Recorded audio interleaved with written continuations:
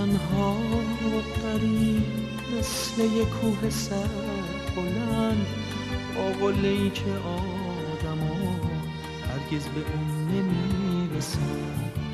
یه دست مهربونی که روی سر ستاره هاست، تو آبیای آسمون بالاترین دست خداست، بالاترین دست خداست.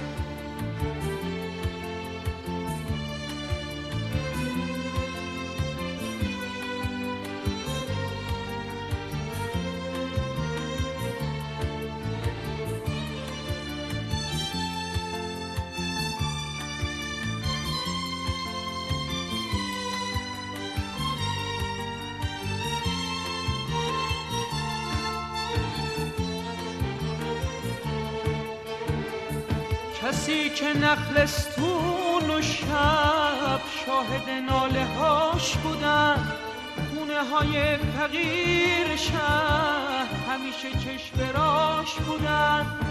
کسی که نخلستون و شب شاهد ناله هاش بودن، خونه های فقیر شهر همیشه چشم راش بودن.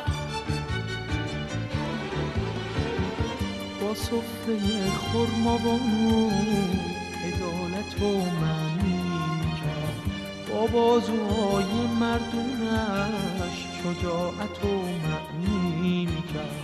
رها و سبز و استوار مثل یه سرو سرفراز، با قامتی که خم نشد جز توی محراب نماز، جز توی محراب نماز.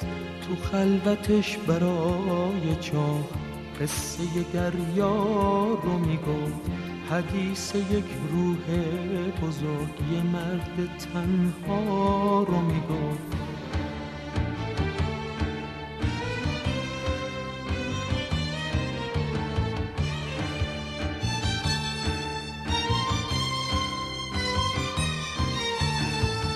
یکی و تنها و غریب مثل یک کوه سربلند، با قله‌ای که آدما هرگز به اون نمیرسن.